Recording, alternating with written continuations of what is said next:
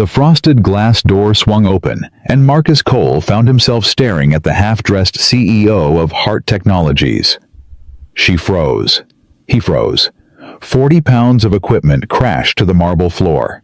In that single heartbeat, everything he'd built 6 years of sacrifice, every promise to his daughter, every bill he'd scraped together to pay, hung by a thread, thinner than the silk strap sliding off Elena Hart's shoulder. She could destroy him with one phone call. Fire him before the sun rose. Leave his little girl without a father who could feed her. But what Elena Hart did next, that's where this story truly begins. If you're watching from anywhere in the world, drop your city in the comments. I want to see how far this story travels. Now let's begin. The flickering fluorescent light in Marcus Cole's bathroom had been dying for 3 weeks. He knew exactly what was wrong with it. Could fix it in 15 minutes with a $5 ballast from the hardware store. He'd rewired half the buildings in downtown Chicago. This should have been nothing. But every time he looked at that stuttering light at 4:47 in the morning, he saw another bill he couldn't pay. Another promise to Lily he'd have to break. Another small defeat in a war he'd been losing since he was 26 years old. Marcus splashed cold water on his face and stared at the stranger in the mirror. 32. He looked 45. The lines around his eyes told stories he wished he could forget. His hands, calloused, scarred, never quite clean, no matter how hard he scrubbed, mapped every job he'd worked to keep a roof over their heads. Behind him, through paper-thin walls, he could hear Lily breathing. That soft rhythm was the only music that mattered anymore. His phone buzzed at 5:03 a.m. Marcus's stomach dropped before he even looked at the screen. Early calls were never good news. Early calls meant emergencies. Emergencies meant opportunities, but also risks. Cole. His supervisor's voice was strained. "I need you on the executive floor. Security system malfunction. CEO's private wing." Marcus's hand tightened around the phone. The executive floor. 55 stories above the basement, where he spent his days invisible among servers and wiring. He'd been up there exactly twice in 4 years. Both times to fix something urgent, while the executives were safely away at meetings. The unwritten rule was simple. Be invisible. Be fast. Don't make eye contact. "Can't Jensen take it?" Marcus asked, already knowing the answer. "I've got to drop Lily at D. Jensen's handling a breach in the parking structure. Williams called in sick. You're the only one with security clearance who's answering their phone." Tom's voice softened. "I know it's early. I know you've got the kid. But this came from the top. The CEO herself requested immediate response." Elena Hart. Even her name carried weight that made the phone feel heavier. Everyone at Hart Technologies knew the stories. 29 years old. Took over 2 years ago when her father collapsed from a heart attack during a board meeting. The business world had placed bets on how fast she'd fail. Instead, she'd gutted the old guard, acquired 4 competitors, and tripled the company's cybersecurity contracts. Forbes put her on their cover. The Wall Street Journal called her a prodigy. The employees called her the Iron Lady. And they didn't mean it as a compliment.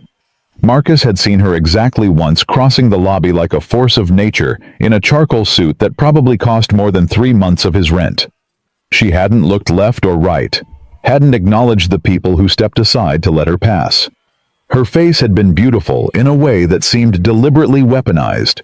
Sharp cheekbones, dark eyes that missed nothing. Auburn hair pulled back so tight it looked painful. She'd terrified him from 50 feet away. "Fine," Marcus said. "I'll be there in 30. 25. The email said urgent. Marcus ended the call and stood motionless in his cramped bathroom. The dying light flickered overhead like a warning he should have heeded. Lily's room smelled like strawberry shampoo and the lavender fabric softener Mrs. Chen used on her blankets. Marcus knelt beside her narrow bed, careful not to wake her. She clutched the stuffed rabbit he'd found at Goodwill for her 4th birthday, missing one eye now worn thin from love. "I'll be back to pick you up, sweet girl," he whispered. I promise." How many promises had he made in this room?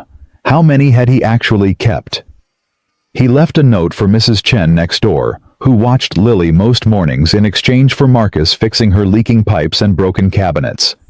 It was a fragile arrangement, held together by favors and desperation.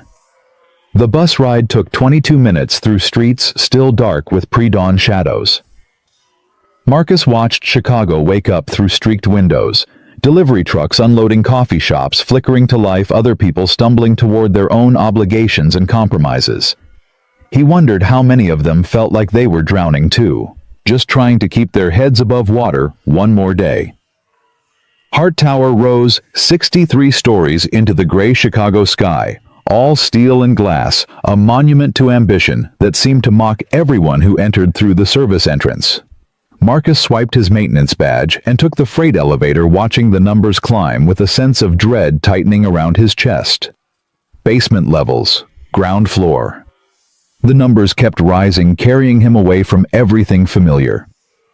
The executive floor at 5:38 a.m. was silent, in a way that felt almost sacred. The kind of quiet that only existed in spaces where powerful people made decisions that changed thousands of lives without ever seeing the faces affected. Marcus's work boots echoed on marble floors so polished he could see his reflection, a ghost in navy blue, carrying a tool bag that looked shabby against all this luxury. He found the security panel behind a door that blended seamlessly into the wall. Brass letters read, "Authorized personnel only." He was authorized. Technically. The problem was obvious once he opened the panel. Corrupted firmware in the main controller. Someone had tried to update the system remotely and botched it. 20 minutes of work, maybe less. Marcus pulled out his laptop connected to the diagnostic port and started rebuilding the security protocols. His fingers moved automatically, muscle memory from years of fixing things other people broke. He was almost finished when he heard it. A voice. Female. Sharp with frustration. "Finally! What took so long?" Marcus's hands froze over the keyboard. He'd assumed the floor would be empty, that he'd have the place to himself. "Just needed to rebuild the security protocols, ma'am." He called back, keeping his voice professional. "Everything should be functional now. I'll run a quick diagnostic on the sensors to verify." "Do it quickly. I have a press conference in 3 hours and I need to change." Marcus moved through the reception area, testing motion sensors as he went. Each one responded perfectly, green lights, confirming functionality. The CEO's suite had 3 main areas: reception, conference room, private office. 2 doors stood open. The third, frosted glass that turned everything behind it to soft shadows, was closed. One more sensor. Right next to that frosted glass door. Master control for the entire suite. Marcus reached for it without thinking. It was instinct. A technician's reflex after 4 years of checking, testing, verifying. His hand found the panel, ran the diagnostic, and then the door. He needed to test the door sensor. His fingers closed around the handle. Pushed. The frosted glass swung inward. Elena Hart stood in the center of her office, frozen mid-motion, pulling a cream blouse from a garment bag. She wore a black skirt. Nothing else above the waist, except a bra so delicate it barely existed. Her auburn hair was down, falling in waves across bare shoulders. Her dark eyes went wide with shock that mirrored the horror flooding through Marcus's entire body. For one endless second, neither of them moved. Neither of them breathed. Then Marcus's tool bag slipped from his shoulder and crashed to the floor. "I'm sorry," he gasped. "I'm so sorry. I was testing the sensors. I didn't know you were. I didn't mean, get out." Her voice was ice over steel. Quiet. Absolutely lethal. "I'm sorry." Marcus backed away so fast he nearly tripped over his own equipment. His face burned, his heart hammered against his ribs. "The door, I thought it was empty. I was just checking the system. I'm so sorry." "Turn around." The command stopped him mid-retreat. Marcus spun instantly, facing the frosted glass, seeing nothing but blurred shapes and his own panicked reflection. Behind him, he heard fabric rustling. A zipper. The sharp click of buttons. Every muscle in his body locked rigid. He waited for the explosion. The rage. The inevitable consequences of the worst mistake of his professional life. He'd walked in on Elena Hart half-dressed, the CEO, the Iron Lady, the woman who could end his career with a single phone call. "I swear I didn't see anything," he said to the glass, his voice cracking. "I swear I was just doing my job, testing the sensors. I didn't know you were here. Please, I have a daughter. She's 6. I need this job. I can't—" "Stop talking." Marcus's jaw snapped shut. The silence stretched. Seconds became eternities. He could hear his own breathing, ragged and panicked, and beneath it, the soft sounds of Elena getting dressed. When she finally spoke again, her voice was controlled, but something underneath it, something he couldn't quite identify. "What's your name?" "Marcus Cole, IT Security Maintenance. I've worked here 4 years. I've never had a complaint. I swear this was an accident. I heard you the first time." A pause. Longer than comfortable. "You can turn around now." Marcus turned slowly, keeping his eyes fixed on the floor. He couldn't look at her. Didn't deserve to. Elena Hart stood behind her desk, fully dressed now in the cream blouse and black skirt. Her hair was pulled back in that severe style he recognized. She looked every inch the CEO again, all traces of vulnerability erased. But her eyes studied him with an intensity that made his skin prickle. "Look at me," she said. It was the hardest thing Marcus had ever done. Meeting Elena Hart's gaze felt like staring into a searchlight, but he forced himself to do it. She deserved that much. An acknowledgement of what he'd done, an acceptance of whatever judgment she was about to deliver. "You really didn't know I was here?" It wasn't a question. "No, ma'am. The work order just said security system malfunction. I fixed the controller and I was testing all the sensors. I thought the whole floor was empty this early." His hands were shaking. He clenched them into fists at his sides. "I understand if you need to fire me. I understand. I don't have any excuse. I just want you to know it was an accident. I would never—" "Stop." He stopped. Elena walked around her desk, each step deliberate, controlled. She stopped 3 feet away from him, close enough that he could smell her perfume, something subtle that made the air between them feel charged. "You're terrified," she observed. "Yes, ma'am." "Of me or of losing your job?" "Both." The truth fell out before he could stop it. "Mostly the job. I have a daughter. She's 6. I'm all she has. I can't—" His voice cracked. He forced himself to breathe.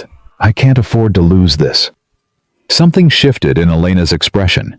Recognition, maybe. Like she'd seen something in his desperation that resonated with her own hidden truths. She studied him for a long moment. "The door was unlocked," she said finally. "I should have secured it. That's on me, not you." Marcus blinked, certain he'd heard wrong. "Ma'am, you were doing your job, testing the security system. I was careless." She turned away, moving back to her desk with that same controlled grace. "What you saw stays between us. Understood?" "Yes, ma'am. Absolutely. I would never say anything to anyone. I swear." "Good."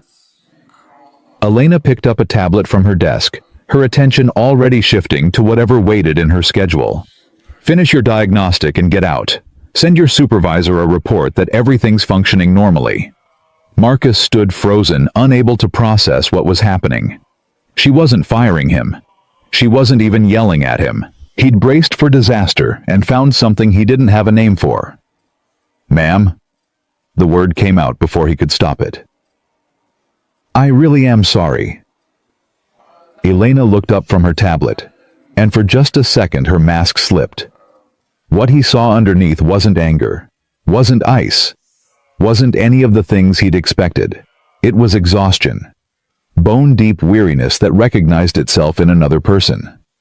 "I know you are," she said quietly. "Now go." Marcus grabbed his equipment and fled. He finished the diagnostic with shaking hands, documented everything on his tablet, and made it to the elevator before his knees gave out. He leaned against the cold metal wall, his heart still racing, trying to understand what had just happened. She'd let him go. She'd seen his terror, heard his desperation about his daughter, and chosen mercy over punishment. Why? The question followed him all the way back to the basement, through the morning's remaining work orders, through the mechanical routine of fixing broken things while his mind spun in circles. At 3:15 p.m., he picked up Lily from school. Listened to her excited chatter about the art project she'd made, a family picture with just two stick figures, Daddy and Lily, standing under a lopsided sun. He helped with her homework, heated up pasta for dinner, read her favorite book until she fell asleep. Normal things, safe things, the rhythm of their life together. But underneath it all, he kept seeing Elena Hart's face in that moment when her mask slipped. Kept hearing the quiet acknowledgement in her voice when she'd said, "I know you are." 2 days passed. Marcus reported for his shifts, kept his head down, tried to convince himself the incident was behind him. Then on Thursday afternoon, his phone buzzed with a message from HR. "Marcus Cole, please report to Human Resources immediately. Suite 400. His stomach dropped through the floor. This was it. They'd decided to fire him after all. Wanted to do it officially with paperwork and witnesses and all the corporate formality that made destroying someone's life feel clean and professional. He should have known the reprieve was temporary. The HR director's name was Patricia Chen, no relation to his neighbor. She was all business in a gray suit, a folder open on the conference table between them. "Mr. Cole, please sit down." Marcus sat. His hands gripped his knees. "If this is about Monday morning, I can explain. This isn't disciplinary." Patricia slid a document across the table. "This is a position transfer." The words didn't make sense. Marcus stared at the paper, trying to force his brain to understand. "Effective immediately, you're being reassigned from basement IT maintenance to executive floor technical support. It's a permanent position with a significant salary increase and enhanced benefits package." Marcus's vision blurred. The numbers on the page swam before his eyes. "I don't understand." The position was created specifically based on a recommendation from Ms. Hart herself. Patricia consulted her notes. She indicated that the executive floor requires dedicated technical support with, and I'm quoting here, "demonstrated discretion and reliability under pressure." Ms. Hart recommended me. That's correct. The salary is detailed on page 2. You'll also receive health insurance that covers dependents, which I understand is relevant given your daughter. Patricia's professional demeanor softened slightly. "This is a good opportunity, Mr. Cole. Better hours, better benefits, direct exposure to company leadership. If you perform well, it could open doors." Marcus looked down at the numbers again. The salary was almost double what he currently made. The health insurance would cover Lily's dental work, the procedure they'd been putting off for months because he couldn't afford it. The hours meant he could drop her off at school every morning and pick her up every afternoon. It was everything he needed. Everything he'd been drowning for lack of. And it came from Elena Hart. "I don't understand why," he said quietly. "After what happened? Ms. Hart's recommendations don't require explanation." Patricia's tone was final. "Do you accept the position or not? What choice did he have? What choice had he ever had?" "Yes," Marcus said. "I accept." But that night, after Lily was asleep, he sat at their tiny kitchen table and stared at the paperwork until his coffee went cold. The salary increase alone would change everything. He could pay rent on time, fix the bathroom light, buy Lily new shoes instead of praying the old ones lasted another month. Maybe even take her somewhere, a zoo, a museum, anywhere beyond their cramped apartment and the same 3 blocks she knew by heart. But why Elena Hart had every reason to want him gone. He'd seen her at her most vulnerable, stripped of the armor she wore to face the world. By every logical calculation, she should have wanted him as far away as possible. Instead, she'd promoted him, brought him closer, demonstrated discretion. That's what Patricia had said. That's what Elena valued. Not his technical skills, those were common enough. She valued his silence, his terror, his understanding that some secrets were worth protecting. She needed someone who wouldn't talk, someone who'd proven himself capable of keeping his mouth shut when it mattered most. And maybe, just maybe, she'd seen something else too. The raw need in his voice when he'd begged for his job. The mention of his daughter. The visible evidence that he was holding his life together with desperation and duct tape. Maybe that had touched something in the Iron Lady's carefully controlled world. Or maybe Marcus was romanticizing an act of pure pragmatism. Either way, Monday morning would come. And with it, a new life on the executive floor, working in daily proximity to a woman who terrified and confused him in equal measure. He went to bed, but didn't sleep. Instead, he lay in the darkness, listening to Lily breathe, wondering what exactly he'd agreed to when he signed those papers. The old fluorescent light in the bathroom finally died completely that night. But for once, Marcus didn't see it as another failure. Another thing he couldn't afford to fix. He saw it as a sign that something was ending. And something else, something he couldn't yet name, was about to begin. Monday morning arrived with the weight of inevitability. Marcus stood outside Hart Tower at 6:45 a.m., watching his reflection waver in the glass facade. The new badge felt heavy in his pocket, a small piece of plastic that somehow represented the distance between who he'd been last week and who he was supposed to become today. He'd dropped Lily at school early, endured her questions about why he looked so nervous, promised her pizza Friday night to celebrate his new position. She'd hugged him extra tight before running to join her friends, and the warmth of that small body against his chest was the only thing keeping him from turning around and walking away. The executive floor at 7:00 a.m. hummed with controlled energy. Assistants arranging schedules, junior executives clutching coffee like lifelines, the soft ping of elevator arrivals delivering the day's first wave of ambition. Marcus felt immediately out of place. A maintenance worker in navy blue surrounded by tailored suits and clicking heels. The reception desk curved along one wall, all blonde wood and embedded screens. The woman behind it looked up as he approached. "Marcus Cole," he said, showing his new badge. "Executive floor technical support. I'm supposed to report here." "Yes, we've been expecting you." She tapped something on her screen. "I'm Jennifer. You'll coordinate primarily through me. Ms. Hart's executive assistant will brief you on protocols shortly. She's just finishing the morning briefing." Marcus perched on the edge of a chair that probably cost more than his monthly rent. Around him, the executive floor continued its choreographed dance. People moved with purpose, conversations happening in low tones that suggested everything discussed was confidential and crucial. And somewhere beyond it all, behind doors, he couldn't see Elena Hart was beginning her day. "Mr. Cole." Marcus stood quickly, nearly knocking over his equipment bag. The woman who'd spoken was in her mid-40s, impeccably dressed in charcoal gray, with eyes that assessed him in a single glance. "I'm Amanda Chen, Ms. Hart's executive assistant. Follow me."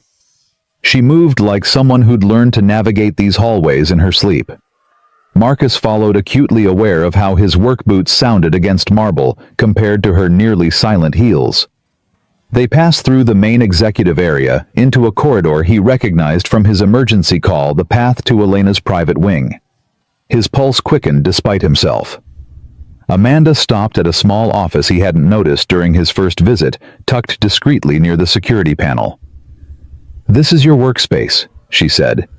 "You'll maintain all technical systems on this floor with priority given to Ms. Hart's immediate area. Response time for her requests is 10 minutes maximum. All other issues within the hour." She handed him a tablet. "This links to building management. You'll receive work orders here along with Ms. Hart's schedule so you can plan maintenance around her commitments." Amanda's eyes held his. "That schedule is confidential. You don't discuss it with anyone. Not other staff, not your friends, not your family. Understood?" "Understood." "Ms. Hart values 3 things above all else." Amanda's voice was matter-of-fact, delivering information he needed to survive. "Discretion, efficiency, invisibility. Your work should be seamless. She shouldn't have to think about whether the systems function. If she notices you at all, it should be because you've solved a problem before it became her problem." The irony of being told to remain invisible by the woman whose boss had personally promoted him wasn't lost on Marcus. He kept his expression neutral. Questions? 1,000. None he could actually voice. "No, ma'am." "Good. Staff briefing every morning at 6:45 in the main conference room. Start your systems check at 7:30. Ms. Hart arrives between 8:00 and 8:30, and everything should be perfect before she walks through that door." Amanda paused. Something in her expression shifted almost imperceptibly. "Ms. Hart doesn't make recommendations lightly, Mr. Cole. She saw something in you that made her believe you belong up here." Her voice dropped. "I suggest you prove her right." Before Marcus could respond, Amanda was gone. He stood alone in his new office, surrounded by the trappings of a life he'd never imagined, wondering what exactly Elena Hart had seen. The first week passed in a blur of learning protocols and staying out of sight. Marcus memorized every circuit, every server, every security checkpoint. He discovered the executive floor had more technology packed into a single level than the rest of the building combined: smart glass that adjusted for light levels, climate controls that responded to occupancy sensors, conference room systems that cost more than luxury cars. He attended the morning briefings, learned to decode Amanda's careful language. Ms. Hart requires uninterrupted focus time meant keep the entire wing silent. Board members visiting from New York meant everything needed to be perfect to the point of obsession. Press conference in the main auditorium meant Elena would be on edge, her standards impossibly high. And through it all, Marcus caught only glimpses of her. A flash of auburn hair as she strode past, her voice carrying through a conference room door crisp with authority. Once he was replacing a malfunctioning access panel when she emerged from a meeting, and their eyes met for half a second before she looked away and continued walking. She gave no sign of recognition. No acknowledgement that he existed beyond his function as the person who kept her world running smoothly. It should have been a relief. Instead, it felt like standing in a room where all the air had been sucked out. Marcus told himself it was better this way. Professional. Clean. He was here to do a job, collect a paycheck that was transforming his daughter's life, and maintain the discretion Elena valued so highly.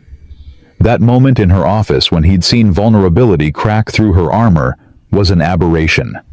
A mistake they were both pretending had never happened. But late at night, lying awake in his apartment that suddenly felt less cramped thanks to the breathing room in his budget, Marcus couldn't stop thinking about the question that had haunted him since he signed those papers. Why had she really promoted him? The answer began to reveal itself on his 8th day. It was late afternoon, almost 6:00 p.m., and the executive floor was emptying. Marcus was in the main conference room troubleshooting a video system that had glitched during a morning presentation. The technology was sophisticated. The manual read like a foreign language, but he'd spent 2 hours breaking down each component until he found the faulty processor. He was on his back under the conference table, rewiring connections, when he heard voices approaching. "I don't care what legal says." Elena's voice cut through the air like a blade. "We're not settling." Morrison knew exactly what he was doing when he violated that non-compete. "Elena, the optics alone." A male voice, older, trying for reason. "The optics of backing down are worse. We set a precedent here. Every executive we've ever signed walks away thinking they can steal our clients and we'll just negotiate a settlement." Heels clicked closer. "Schedule the deposition. I want him on record." They entered the conference room. Marcus froze under the table. He could see expensive shoes, Elena's black heels, a man's polished Oxfords. The door closed with a soft click. "You're being unreasonably aggressive about this," the man said. Marcus recognized the voice now. Richard Chen, one of the senior board members. Old money. Old power. He'd been with Hart Technologies since before Elena was born. Aggressive. Elena's tone could have frozen steel. "Is that what we're calling it when a woman protects her company's interests?" "I'm calling it what it is. Thomas Morrison was your father's hire. Going after him publicly damages your father's legacy." "My father's legacy is secured by this company's success, not by protecting executives who betray us." "Or are you suggesting," Richard continued, his voice silkier now, "that I should prioritize sentiment over strategy?" "I'm suggesting you remember that some of us have been with this company since before you were born. Your father trusted Thomas. Perhaps you should consider whether your judgment, my judgment, has tripled our contracts in 2 years. Elena cut him off. "My judgment acquired Nexus and Citadel when everyone said we were overextending. My judgment—" She stopped abruptly. "Is someone in here?" Marcus's heart stopped. He'd been so still, barely breathing, but somehow she'd sensed him. "The maintenance technician, I believe," Richard said. Marcus could hear the disdain in his voice. "Perhaps you should have him escorted out before we continue discussing confidential matters." Silence stretched for 3 beats of Marcus's racing heart. "Cole," Elena said. Not a question, a statement. Marcus slid out from under the table, tool bag in hand, his face burning. "I'm sorry. I was fixing the video system. I didn't mean to intrude on—" "Did you hear our conversation?" Richard demanded. "I heard voices," Marcus said carefully. He met Elena's eyes, despite every instinct screaming at him to look away. "I didn't listen." It was a distinction without a difference, and they all knew it. Richard's expression said he expected immediate dismissal. But Elena just studied Marcus with that same unreadable intensity he'd seen in her office. "Finish your work," she said quietly. "Then leave." "Yes, ma'am." Marcus turned back to the video system with shaking hands. He worked as quickly as possible, hyper-aware of the conversation continuing in lower tones behind him. When he finally packed his equipment and headed for the door, Richard was mid-sentence about shareholder concerns. Neither acknowledged Marcus's departure. He made it to his office and leaned against the closed door, pulse hammering. The smart thing would be to go home. Forget what he'd heard. Never mention it to anyone. Discretion. That's what Elena valued. But the look in her eyes when she'd realized he was there, that hadn't been anger. It had been calculation. Like she was testing him. Measuring him against some standard he didn't understand. Marcus stayed late running diagnostics on systems that didn't need checking, unable to shake the feeling that something significant had just happened. Around 8:00 p.m., when the executive floor was dark except for emergency lighting, his tablet pinged with a message from Elena's private email, sent directly to his work account. "Your discretion is noted and appreciated. EH. 7 words. No explanation. No context." But Marcus stared at them until his eyes blurred, trying to decode the meaning underneath. She'd watched him overhear a confidential conversation and choose silence, and she'd acknowledged it. The message felt like a door opening, or maybe a trap being set. He couldn't tell which, and the uncertainty kept him awake long after he made it home to his quiet apartment and his sleeping daughter. The following week, Elena requested him by name for the first time. The work order came through his tablet at 2:37 p.m. Climate control malfunction in CEO office. Immediate response required. Marcus grabbed his equipment and made it to Elena's wing in under 8 minutes. Amanda intercepted him at the entrance. "She's been in back-to-back video conferences for 3 hours, Amanda said quietly. "The AC cut out 40 minutes ago. The room's becoming uncomfortable. Fix it quickly and quietly." Elena's office door was open. He could hear her voice as he approached, crisp and controlled despite what had to be stifling heat. "I understand your concerns about the timeline, David. What I need you to understand is that the board won't approve additional delays. We launch in 6 weeks regardless of..." Marcus slipped inside, keeping to the perimeter, making himself as invisible as possible. The temperature was indeed uncomfortable, at least 78 degrees and climbing. Elena sat behind her desk facing a wall of screens showing various video conference participants. She didn't acknowledge his presence, but he saw her shoulders relax fractionally. The thermostat was mounted behind a hidden panel. Marcus opened it silently and ran diagnostics. The problem was obvious, a failed sensor sending incorrect readings to the climate system. He had a replacement in his bag. Always carried extras of the most common failure points. "We've been over this," Elena said to the screens. "Marketing doesn't drive the launch schedule. Product readiness does. If your team can't deliver the campaign materials by week 4, we'll find someone who can." Marcus worked in absolute silence, replacing the sensor, recalibrating the system. Cool air began flowing through the vents within minutes. He allowed himself a glance toward Elena. She was watching him in the reflection of her darkened screen, her eyes tracking his movements even as she verbally dismantled someone's excuses. "Much better," she said into the conference call. "Now that we can all think clearly, let's discuss realistic deliverables." It wasn't about the temperature. She was talking to him, acknowledging the fix without breaking focus. Marcus felt something shift in his chest. Recognition between two professionals who understood their roles. He packed his equipment and left as quietly as he'd entered. 10 minutes later, another message appeared on his tablet. "Efficient work. Thank you." 3 days after that, she asked for him again. A malfunctioning outlet in her private conference room discovered 15 minutes before a meeting with potential investors.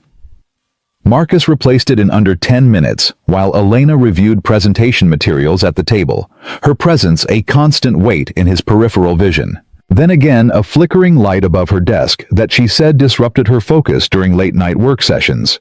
A coffee maker in her private kitchen that refused to function. A door sensor that kept triggering false alarms.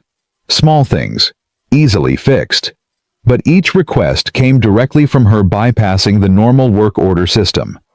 And each one felt like another layer of something being built between them. Marcus began to understand the real reason she'd promoted him. It wasn't just about his discretion regarding what had happened in her office. It was about reliability. Elena Hart had built her entire life around control, and she needed someone in her immediate environment who could solve problems efficiently without requiring management or explanation. She needed someone who understood what she needed before she had to ask. He started anticipating issues. Noticed when the temperature in her wing fluctuated and adjusted it before she felt the change. Identified a pattern in the lighting system that caused a brief flicker every 3rd day and replaced the faulty component. Kept spare parts for every system she used regularly, stored in his office for immediate access. And slowly, incrementally, the Iron Lady began to thaw in his presence. It started with simple acknowledgments. A nod when he arrived to fix something. A quiet thank you when he left. Then actual words beyond professional courtesy. "You're here early," she said one morning when he arrived to replace a faulty smoke detector before her first meeting. "Wanted to finish before your 8:30, Marcus replied, keeping his tone neutral. "Amanda mentioned you have investors. You read the briefings?" It wasn't a question, but he heard approval underneath. "Helps me plan my work around your schedule." Elena had been reviewing something on her tablet, but she looked up at that. Studied him with those dark eyes that still made his pulse quicken. "Most people on my staff do the minimum required, nothing more." She tilted her head. "Why don't you—" The question caught him off guard. Marcus secured the new smoke detector before answering, giving himself time to choose his words. "I have a daughter," he said finally. "She deserves better than minimum effort." This job, what you did for me, giving me this position, it changed our lives. Seemed like the least I could do was earn it. Something flickered across Elena's face, too quick to identify. Your daughter. She's 6. Yes, ma'am, Lily. The name felt intimate somehow, personal in a way that made him hesitate. But Elena was watching him expectantly. She's in 1st grade, loves art, hates math homework, wants to be a veterinarian when she grows up. Just the 2 of you. Just us. Marcus concentrated on testing the smoke detector, not meeting her eyes. Her mother left before she was born. It's been me and Lily against the world ever since. Elena was quiet for a moment. That must be difficult. It's everything. The words came out more raw than he intended. He glanced at her, found her expression unreadable. What about you? He asked before he could stop himself. Is there... He stopped, realizing too late he was crossing a line. But Elena smiled. A small, sad curve of her lips that transformed her face for just a second. No one, she said. Building an empire doesn't leave much time for personal entanglements, and most people want something from me. Power connections, proximity to success. Her voice dropped. It becomes difficult to know what's real. The honesty startled him. This was vulnerability, genuine, and offered freely, and Marcus didn't know what to do with it. I can't imagine what that's like, he said quietly, never being able to trust people's intentions. Can't you? Elena's eyes held his. You trusted your daughter's mother. She left. Now you raise Lily alone, working yourself to exhaustion to provide for her. I'd imagine trust is complicated for you too. She was right. The recognition settled between them. An understanding neither of them had expected to find here in her office at 7:15 in the morning, while he stood on a ladder testing a smoke detector. I should finish this, Marcus said, his voice rough. Yes, Elena agreed. But she didn't leave. She stayed there working on her tablet while he completed the installation. And her presence felt less like surveillance and more like companionship. When he climbed down and packed his tools, she looked up one more time. Thank you, Marcus. It was the first time she'd used his first name. The sound of it in her voice rewired something in his brain, created a connection he wasn't sure he wanted and definitely didn't know how to handle. Anytime, Ms. Hart. He left before he could say something stupid, but he felt her watching him all the way to the door. The weeks that followed developed their own rhythm. Marcus arrived early, checked systems, attended briefings, anticipated problems before they became problems, and increasingly, Elena found reasons to interact with him directly. The projection system in conference room B keeps dropping signal during presentations, she said one afternoon, appearing in his office doorway without warning. Marcus looked up from his laptop, startled by her proximity. She rarely came to his office, usually summoned him to wherever she needed him. I can take a look now if you're free to show me when it happens. I have a call in 15 minutes, but afterward, I'll come to you. Elena nodded, didn't leave. Her fingers drummed against the doorframe in an uncharacteristic display of restlessness.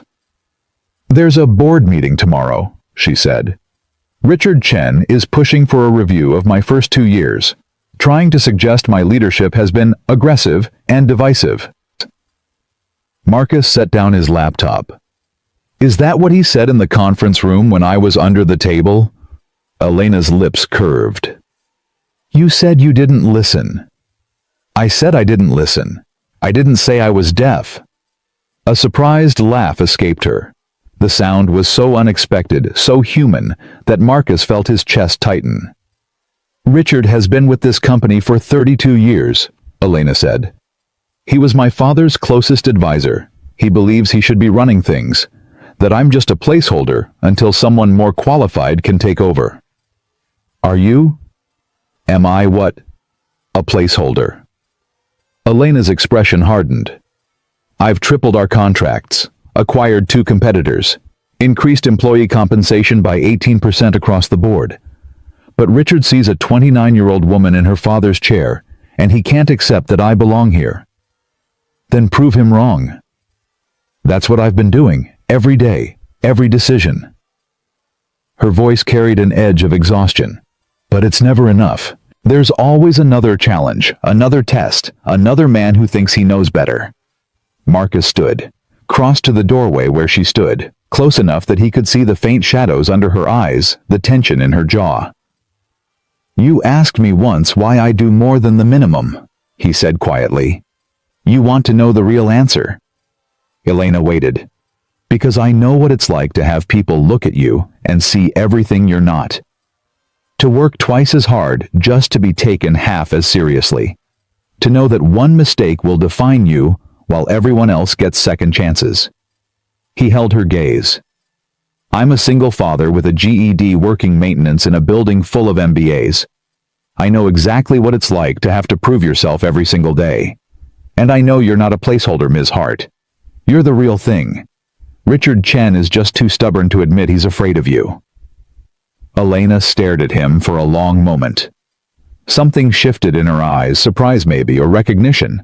You don't talk like a maintenance worker, she said softly. I wasn't always a maintenance worker. What were you? Someone with plans, dreams, a scholarship to Northwestern for electrical engineering. Marcus's jaw tightened. Then Lily's mother left and I had a choice. Chase what I wanted or take care of what I had. It wasn't really a choice at all. You gave up your future for your daughter. I gave up one future, built a different one. He stepped back, putting professional distance between them. Your call's in 10 minutes. I'll check the conference room after. Elena didn't move. Her eyes searched his face like she was looking for something she'd lost. You make it sound simple, she said.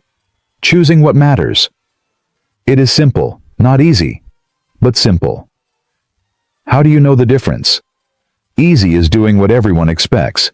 Simple is knowing what you can live with. Elena absorbed that. Then abruptly she straightened. The CEO mask slid back into place. Conference room B, after my call. Yes, ma'am. She turned and walked away. But at the end of the corridor she paused, looked back. Marcus? Yes. Thank you. For... She stopped. Started again. For talking to me like I'm a person, not a position. Before he could respond, she was gone. The board meeting happened the next day. Marcus wasn't present, of course. He was in his office monitoring systems when his tablet pinged with an emergency alert, power fluctuation in the main boardroom. He grabbed his equipment and moved quickly through corridors that were unusually tense. Assistants huddled in small groups, speaking in whispers. Something was happening. The boardroom doors were closed. He could hear raised voices inside, Richard Chen's measured baritone, Elena's sharp responses, the murmur of other board members. Marcus checked the power panel outside the room. The fluctuation was minor, easily corrected, but it gave him a reason to be nearby. The door opened suddenly. Richard Chen strode out, his face flushed with barely contained anger. He nearly collided with Marcus. Watch where you're standing, Richard snapped.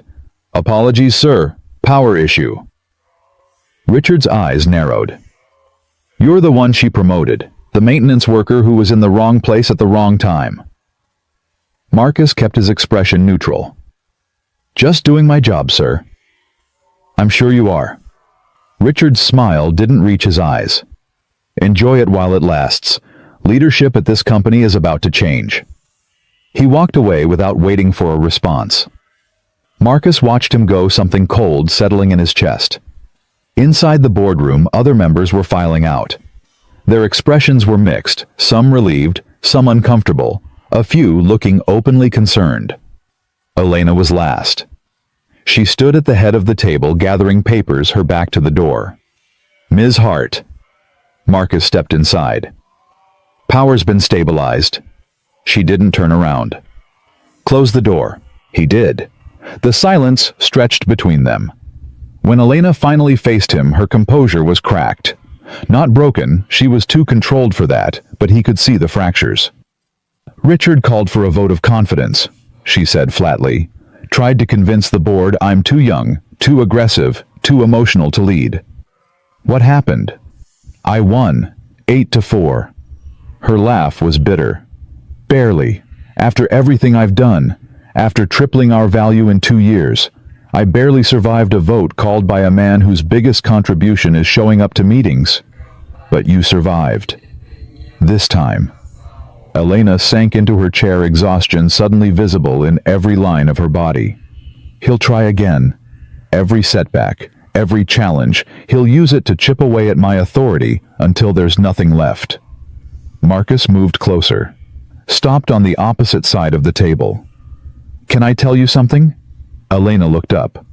When Lily was 3, she got pneumonia. I couldn't afford to miss work, couldn't afford the hospital bills, couldn't afford any of it. I sat in that emergency room at 2 a.m. thinking, this is it. This is where it all falls apart. He pulled out a chair, sat across from her. But it didn't fall apart. Lily got better. I found a way to pay the bills. And the next crisis came, and the one after that, and somehow I'm still here. She's still here. We're still standing. Elena's eyes glistened. You're telling me to keep fighting? I'm telling you that people like Richard, people who've had everything handed to them their whole lives, they don't understand what it means to actually fight for something. They push because they've never been pushed back. They threaten because they've never been truly threatened. Marcus leaned forward. But you know what it's like to have everything on the line. You know what it costs to refuse to break. That's why you're going to win in the end. Because you're not playing their game. You're playing yours. A tear escaped down Elena's cheek. She wiped it away impatiently. I don't know why I keep talking to you like this. Because I'm safe, Marcus said simply. I don't want anything from you except for you to be okay. Everyone wants something. Not everyone. Elena studied him across the table. The CEO and the maintenance worker. The impossible distance between them somehow shrinking with every honest word. My father used to say that power is lonely, she said quietly. That the higher you climb, the fewer people you can trust. I thought he was being dramatic. Was he? No. Her voice cracked. He was preparing me. I just didn't want to listen. Marcus stood, walked around the table, stopped beside her chair. You're not alone, he said. Not completely, not anymore.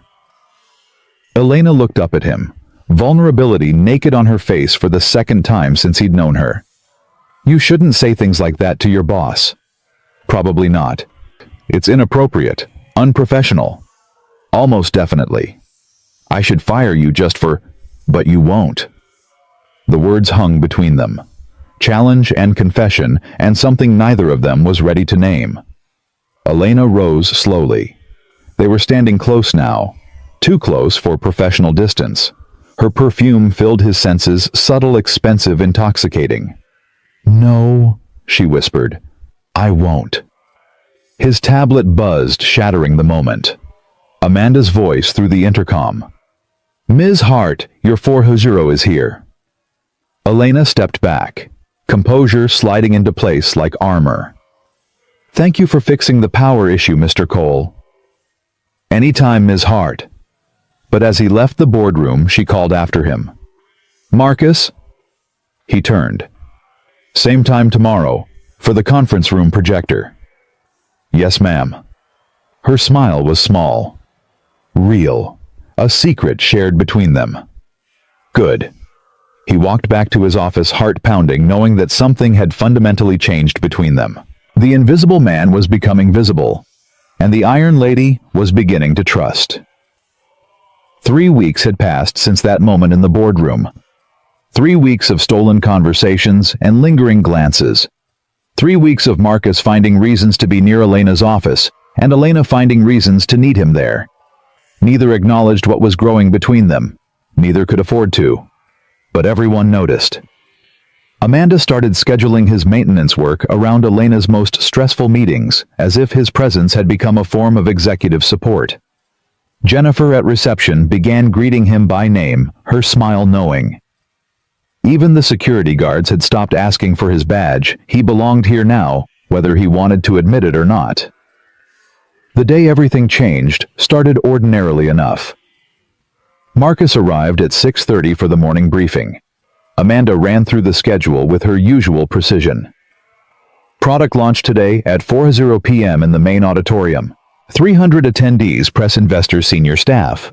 Ms. Hart will announce the new cybersecurity platform. There will be cameras everywhere. She looked around the room at the assembled staff. This is the most important presentation of the year. Everything needs to be perfect. No exceptions. No excuses. Marcus made notes on his tablet. The auditorium was technically outside his jurisdiction, but he'd been coordinating with facilities for a week. Elena would be under intense scrutiny.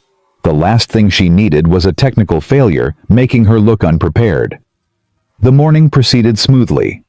He handled routine maintenance, responded to a minor network glitch in the finance director's office, and replaced a faulty sensor in conference room B, the one Elena had asked about. Small tasks. Safe tasks. The rhythm of invisible work.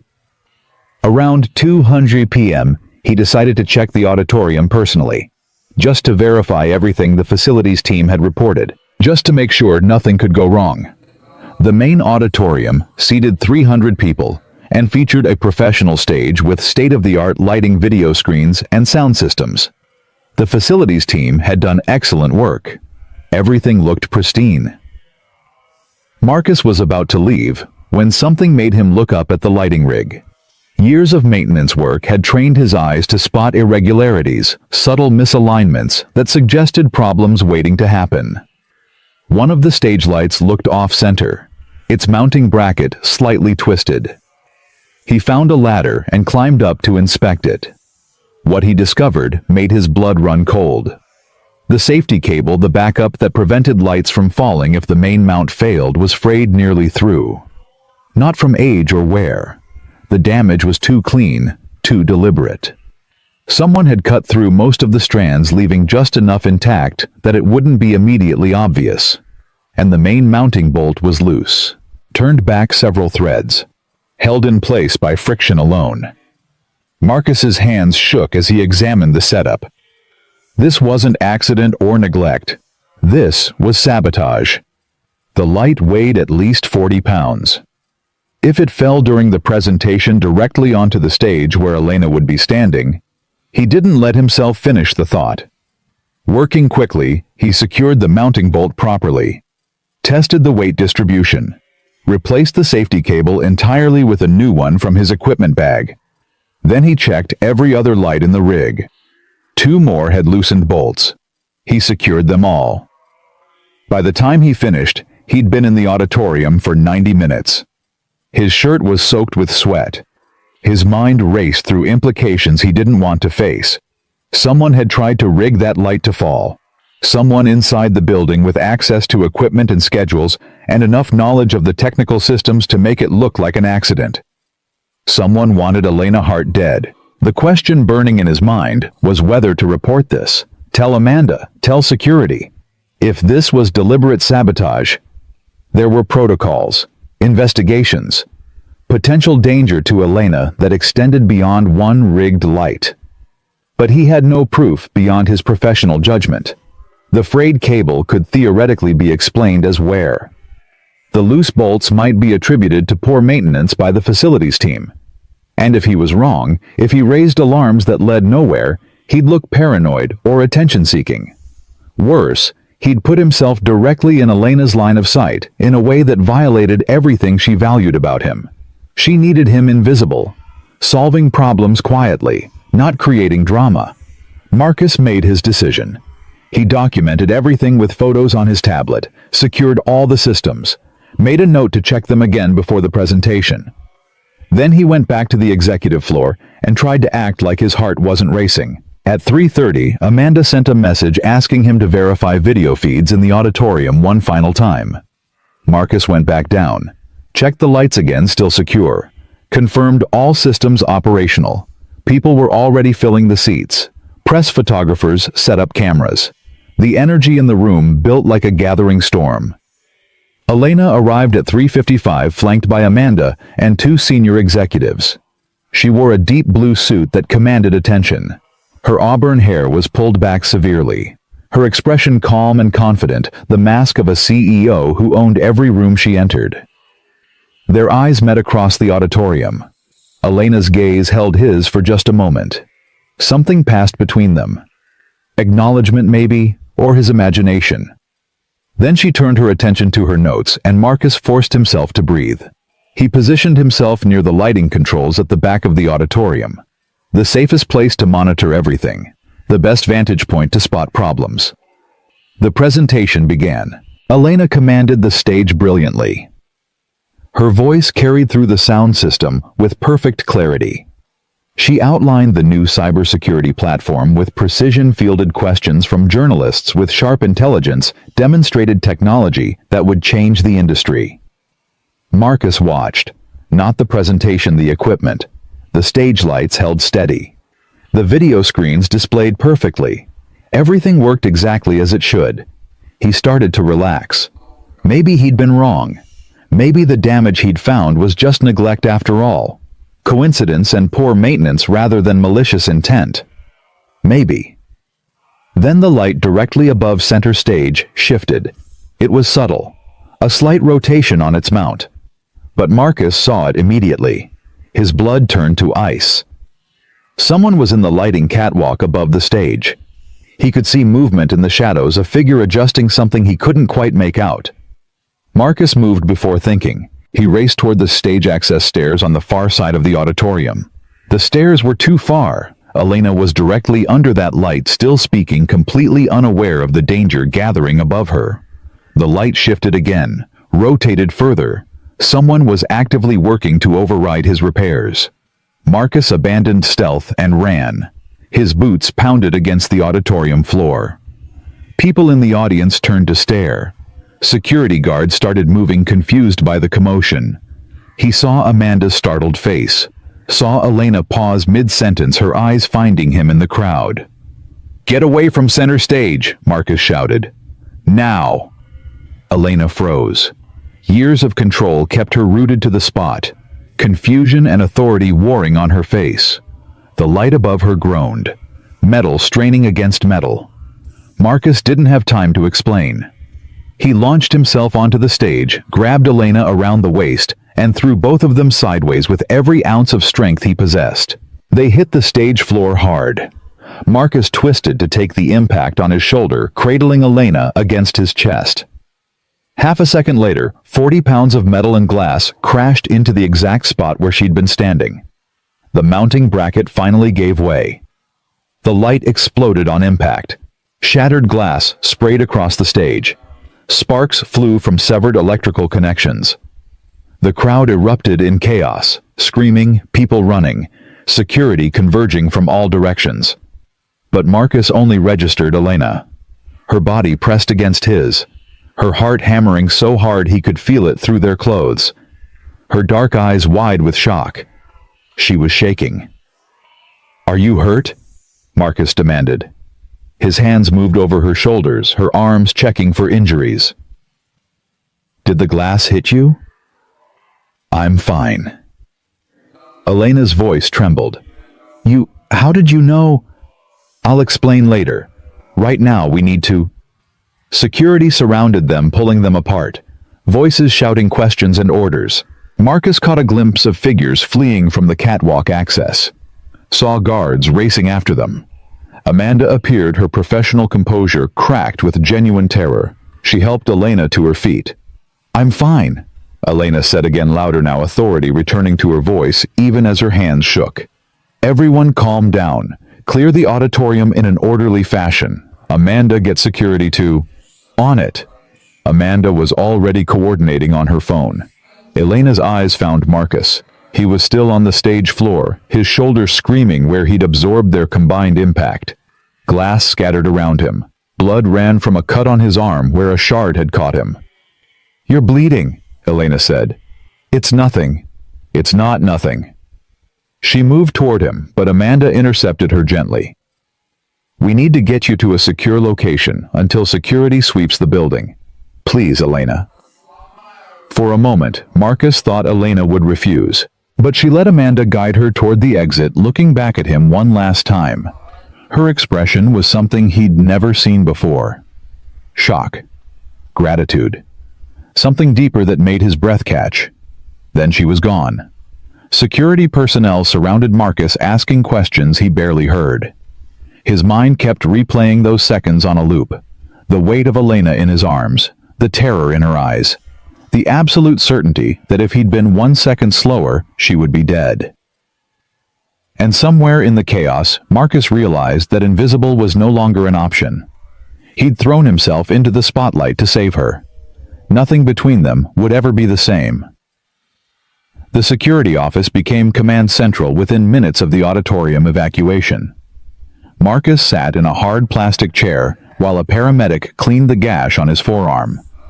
The sting of antiseptic barely registered against the adrenaline still flooding his system. Guards spoke in clipped tones into radios coordinating a building-wide lockdown while reviewing security footage on a wall of monitors. "You're lucky," the paramedic said, applying butterfly bandages. "Another inch, and this would have needed stitches." Marcus didn't feel lucky. He felt like his entire body was vibrating at a frequency just below visible. "Mr. Cole." The head of security, a former detective named Marcus Webb, pulled up a chair. His expression was grave. "Walk me through what happened. Start with why you were checking the auditorium in the first place." Marcus explained everything. The morning briefing, his decision to personally verify the systems, finding the frayed safety cable and loose mounting bolts, fixing them, documenting everything. He showed Webb the photos on his tablet, time-stamped from hours before the presentation. "You fixed it," Webb said, studying the images. "Secured everything properly. So how did the light still fall?" "Someone was up in the catwalk during the presentation." Marcus's voice was steady, despite his racing heart. "I saw movement. Saw them working on something.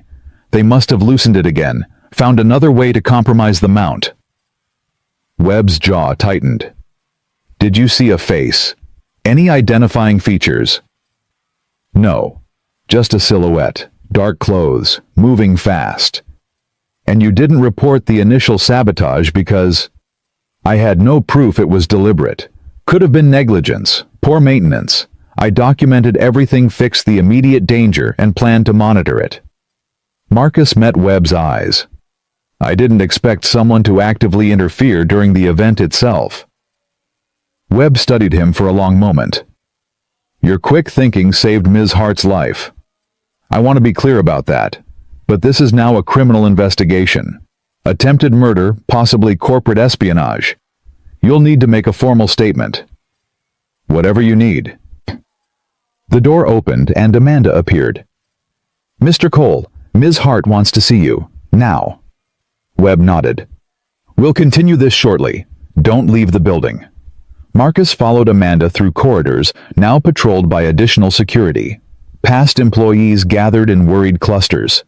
The atmosphere had shifted, tension replacing the normal hum of corporate ambition. Amanda led him not to Elena's office, but to a small conference room he'd never entered before. Elena stood at the window, her back to the door, still in the blue suit. But her hair was down now, falling in waves across her shoulders. She didn't turn when they entered. "Leave us," she said quietly. Amanda hesitated. "Elena's security protocols suggest."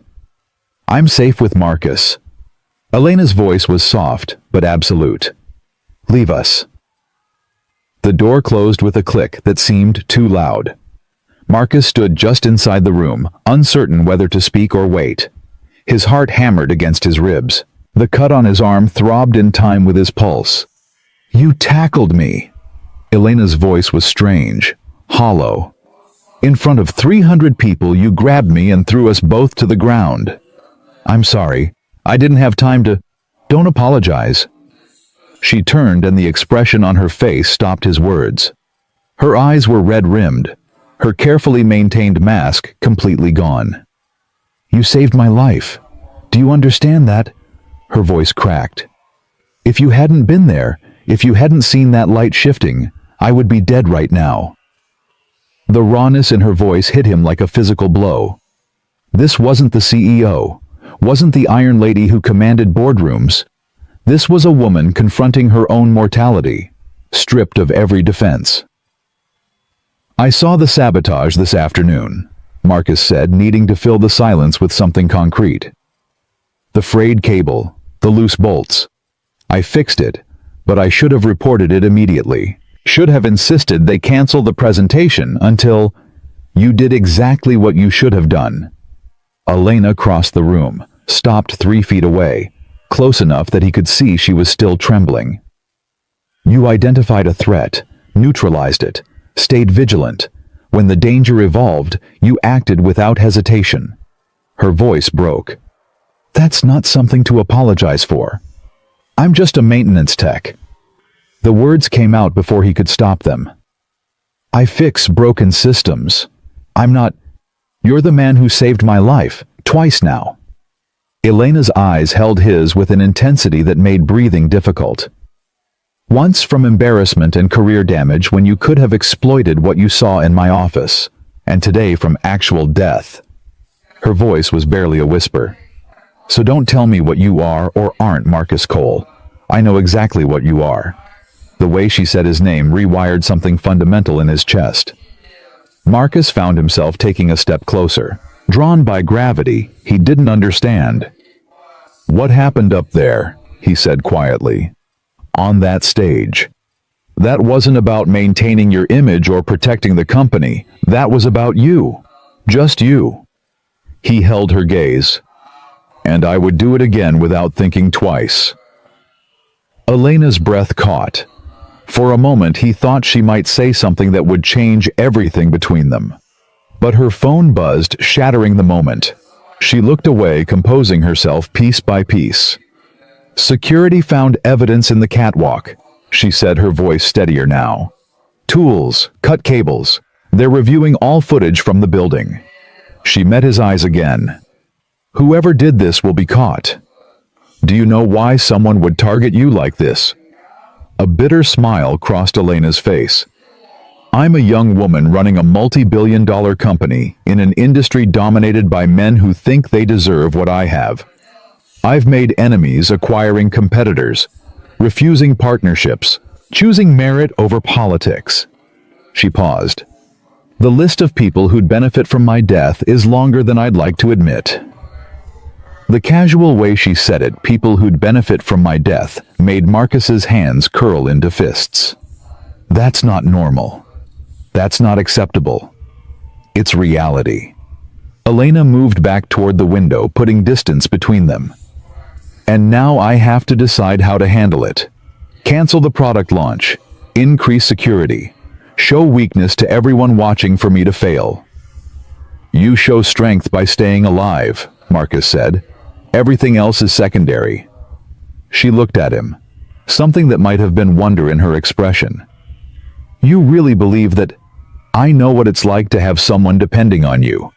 To know that your choices, your survival determines their entire world?" Marcus thought of Lily. "You have thousands of employees whose livelihoods depend on this company. You owe it to them to protect yourself." "Is that the only reason?" Elena asked softly. "The employees?" The question hung between them, heavy with implications Marcus wasn't ready to examine. Before he could answer, the door opened. Webb entered with 2 other security personnel. "Ms. Hart, we have a situation." His face was grim. "We've identified the individual in the catwalk." Elena's spine straightened, authority flooding back into her posture. "Who?" "His name is Daniel Porter. He's been with building maintenance for 8 months. Background check was clean. References verified." Webb pulled up an image on his tablet. A man in dark maintenance coveralls, his face clearly visible on the security footage. "But we just discovered his employment application used a false social security number. Someone planted him here." "Planted him," Elena repeated. "Someone spent 8 months positioning an operative inside my building just to... That's our assessment. We're searching his locker and contacting authorities now." Webb's expression darkened. "But there's more."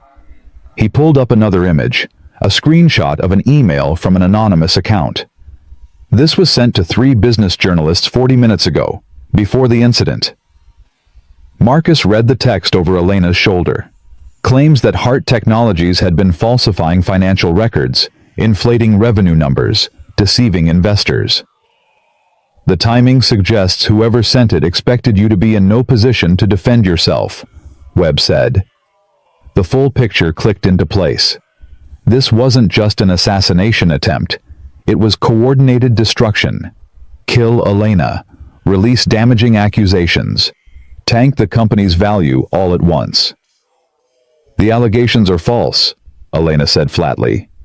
Our books are audited quarterly by independent firms, but proving that will take time, and the accusation alone will damage investor confidence. Not if you're standing in front of cameras tomorrow morning very much alive with security footage showing an attempted murder that coincides with fraudulent allegations. Webb leaned forward. That's not whistleblowing. That's a conspiracy. We need to find Porter before he disappears, Elena said. And I want to know who hired him. Someone with resources. Someone who understands this company well enough to coordinate this kind of attack. We're on it. Webb nodded. In the meantime, I'm assigning personal security. You don't go anywhere without protection until... No. Elena's voice cut like steel. I'm not hiding behind bodyguards like I'm afraid.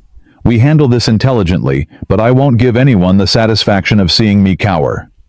Webb looked like he wanted to argue, but knew better. At minimum, you need someone watching your immediate environment. Someone you trust. Elena's eyes found Marcus. Something passed between them. A silent conversation that excluded everyone else. Marcus stays close, she said. He's already proven he can identify threats I can't see. He works on the executive floor anyway. Nothing changes visibly. But he's there.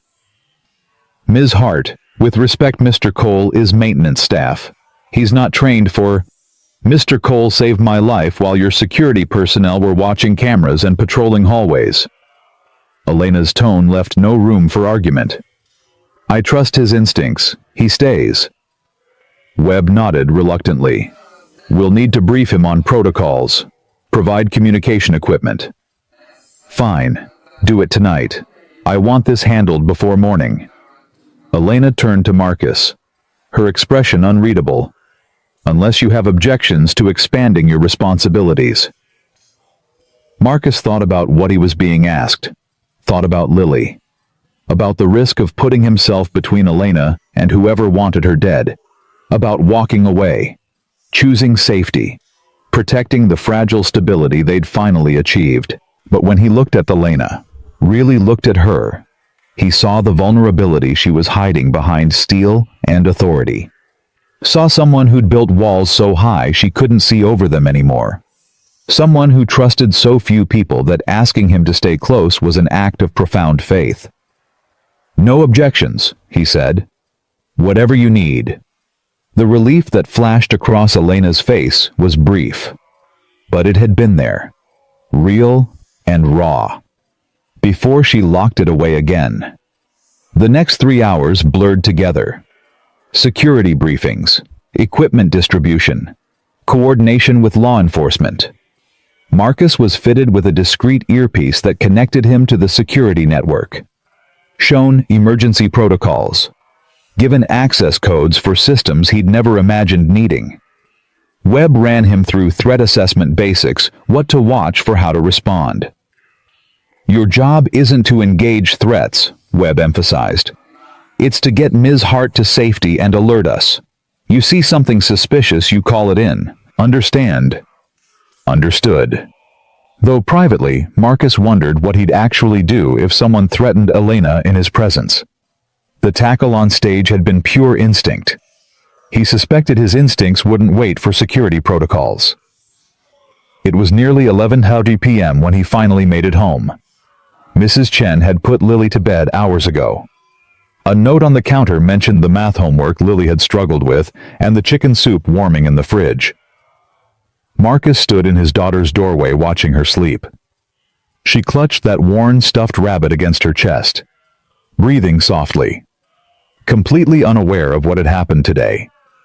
He'd crossed so many lines, professional boundaries, class divisions, the careful distance he'd maintained between himself and Elena's world. Tomorrow he'd cross more, standing close to her, not as invisible maintenance staff, but as something else entirely. His phone buzzed. A message from an unknown number. "Thank you for today, for everything. Get some rest. Tomorrow will be complicated. E." Marcus stared at those words until his eyes blurred. She had his personal number, had reached out after hours, had thanked him like a person rather than an employee. He typed back carefully. "You're welcome. See you at 7. Her response came immediately. 6:30. "We have work to do." Despite everything, Marcus smiled. Of course she did. He looked at Lily one more time, made a silent promise to keep coming home to her, no matter what. Then he went to bed. But he didn't sleep. Instead, he lay in the darkness, listening to his daughter breathe, knowing that somewhere across the city, Elena Hart was doing the same thing. Both of them alone with their fear. Both of them pretending to be stronger than they felt. Both of them waiting for whatever came next. The next morning arrived with news that Daniel Porter had been apprehended trying to board a flight to Mexico. His apartment yielded a burner phone with encrypted messages coordinating the attack, along with $50,000 in cash. He was in custody not talking, but law enforcement was confident they could trace the money.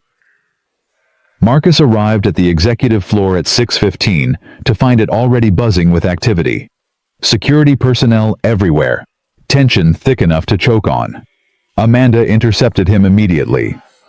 "Ms. Hart is in her office. She asked for you directly." Amanda's expression was complex, professional courtesy mixed with something that might have been concern. "Whatever's happening between you two," she said quietly, "be careful.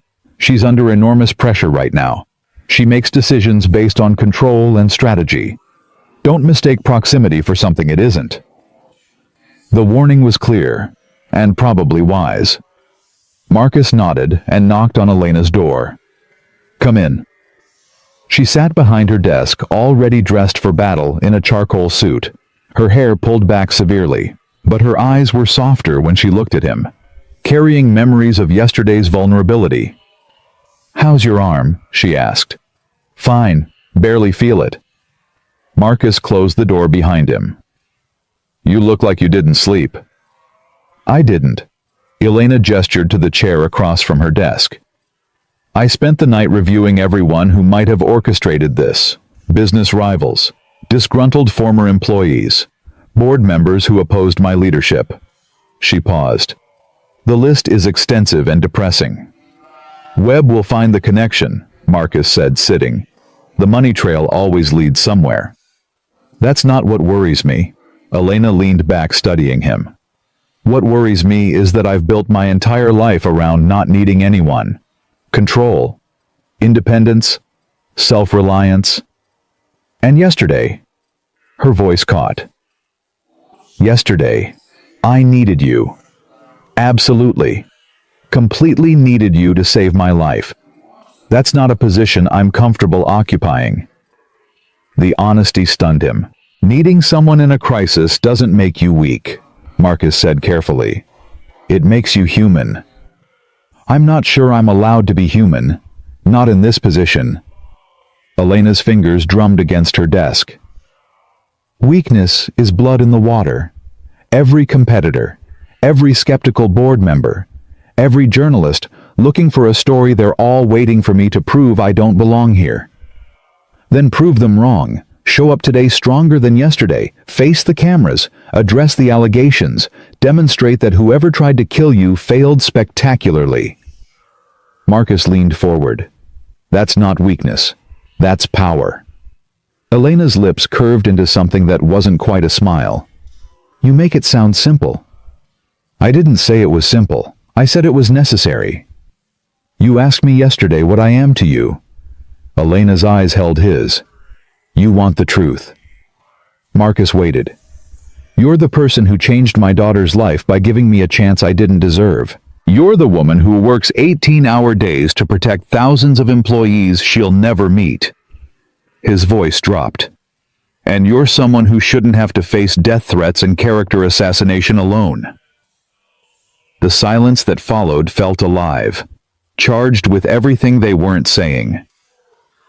Elena's eyes searched his face like she was looking for proof he meant it, that this wasn't performance or manipulation. I don't know how to do this, she said finally. How to let someone be close without wondering what they want from me. I don't want anything except for you to be safe. Marcus held her gaze. That's it. That's all of it. That might be the most valuable thing anyone's ever offered me. Her intercom buzzed before either of them could say more. Ms. Hart, the investigators from the police department are here. Conference room A. Elena's expression shifted, the CEO mask sliding back into place. Send them in. We'll be there in 2 minutes. She stood straightening her jacket. Stay close today, she said quietly. I need to know you're there. I'm not going anywhere. Conference room A was the largest on the executive floor. Detective Morrison, a woman in her 50s with sharp eyes that had seen too many crimes, stood beside Webb and 2 other investigators. Ms. Hart, Morrison said as they entered, thank you for meeting on short notice. The evidence we've uncovered requires immediate action. Show me. Elena took her seat at the head of the table. Marcus positioned himself near the wall, close enough to intervene if necessary, but outside the direct circle of conversation. Morrison pulled up images on the main screen. Phone records, financial transactions, email metadata. Daniel Porter received his instructions through an encrypted messaging app. We traced the account through payment records. The person who hired him made 3 transfers totaling $50,000 over the past 6 months. Who? Elena's voice was flat. Morrison glanced at Webb. The money came from an offshore account. The setup was sophisticated, but forensic accounting found the source. She paused. The account was funded by liquidating stock options belonging to Derek Simmons, your chief technology officer. The name landed like a grenade. Marcus saw Elena's expression freeze, shock warring with disbelief. Derek Simmons had been with Hart Technologies for 9 years, had worked directly with Elena's father, was responsible for the technological innovations that had made the company's recent expansion possible. That's not possible. Elena's voice was barely audible. He's been loyal to this company since before I took over. He supported every initiative, worked 18-hour days on the new platform. Why would he? We believe he's working with outside interests, Morrison interrupted. The financial trail shows he's in significant debt, gambling losses over the past 2 years. Someone approached him, offered to clear his debts in exchange for cooperation. Cooperation? Elena repeated. The plan was to eliminate you, install more cooperative leadership. Derek would maintain his position while feeding information to competitors. Elena sat back, her face pale. Derek came to my father's funeral, told me he believed in my vision for the company. He sat in meetings with me almost daily for 2 years, and all that time he was planning to kill you, Webb finished grimly. We've been watching him since we identified the connection an hour ago. He's in his office right now, acting like everything is normal. We need your authorization to arrest him, Morrison said. Not yet. Morrison frowned. Ms. Hart, he's a flight risk. If he suspects we're onto him, he doesn't suspect. If he did, he'd already be gone. Elena's mind was clearly racing, strategizing even through the shock. Derek is smart, careful. He's been planning this for months, maybe years. Which means there's more we don't know. More people involved. More evidence to gather. If we arrest him now, we lose the chance to see the full picture. You want to use him, Morrison said. I want to finish this. Not just stop one attack, but dismantle the entire conspiracy. Elena's voice hardened. Derek had help. Someone on the outside funding this, coordinating it. I want them too. Webb leaned forward. That's dangerous, Ms. Hart. Every day Derek walks free is another day he could try something else. Not if he thinks he's still hidden. Not if we feed him information that makes him believe his plan is still viable. Marcus watched her work, saw the strategic mind that had built an empire operating at full capacity. But he also saw the cost. The way her hands trembled slightly before she clasped them together. The tension in her jaw that spoke of betrayal cutting deep. "What do you propose?" Morrison asked. "We tell Derek that the investigation into Porter is stalling, that the money trail went cold at the offshore account, that I'm focused on external threats, increasing public security, leaving internal systems vulnerable." Elena's voice gained strength. "We give him rope to hang himself with, and we watch everything he does, everyone he contacts." "That puts you at significant risk," Morrison said carefully. "If he feels threatened, if he suspects at all, I'll have protection." Elena's eyes flicked to Marcus. "And I'll be careful, but I won't let whoever orchestrated this walk away because we moved too fast." Morrison studied her for a long moment, then nodded slowly. 48 hours. We'll monitor Derek around the clock, track every communication, every movement. But if he makes any move that suggests immediate danger, we shut it down." Agreed. The meeting continued for another hour, establishing surveillance protocols, communication channels. When the investigators finally left, Elena remained seated at the conference table, staring at her clasped hands. Marcus waited. "You don't have to do this," he said quietly. "You don't have to put yourself at risk to catch everyone involved. Let the police handle it.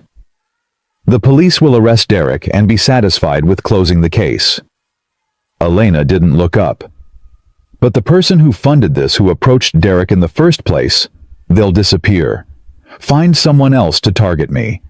And I'll spend the rest of my life looking over my shoulder, wondering when the next attack will come.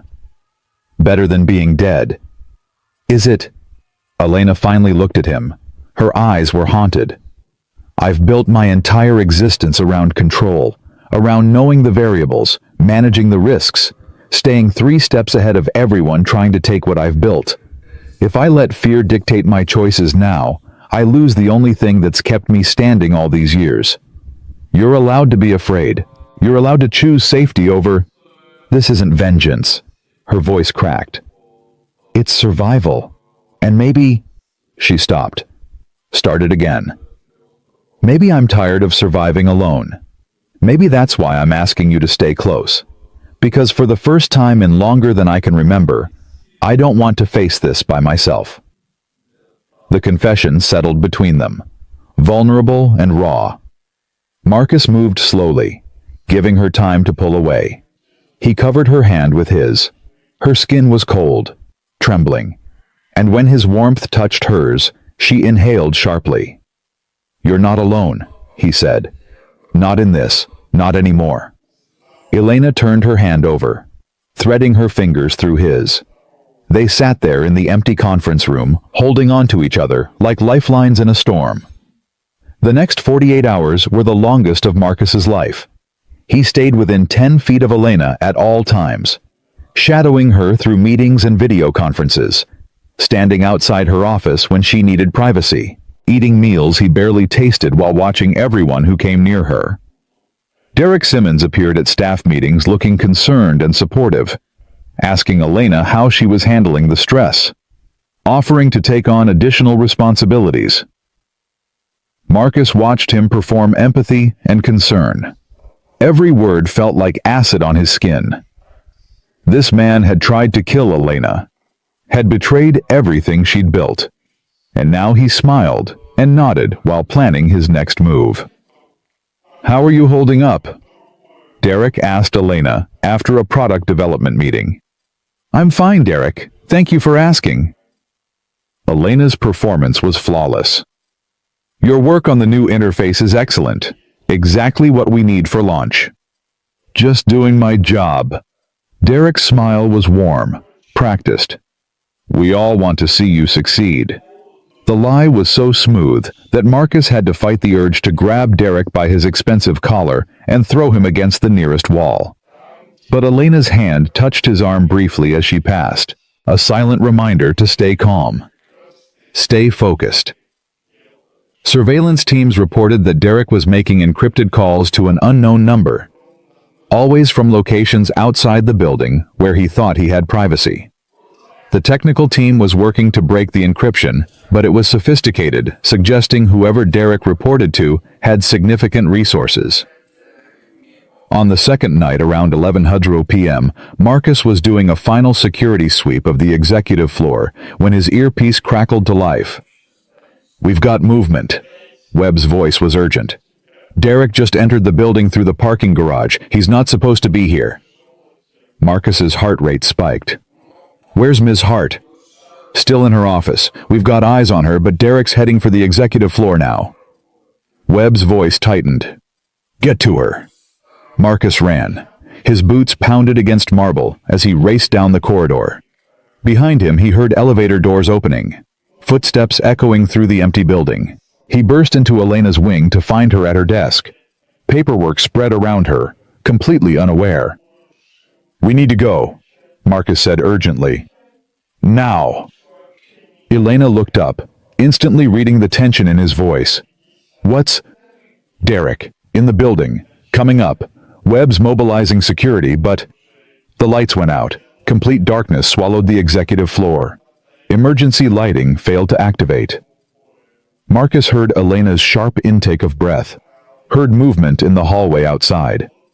Every instinct screamed danger. "Stay behind me," he whispered, pulling Elena away from her desk. His eyes were adjusting to the darkness, shapes emerging from shadow. "He's cutting power." Elena breathed against his shoulder. "Disabling security systems."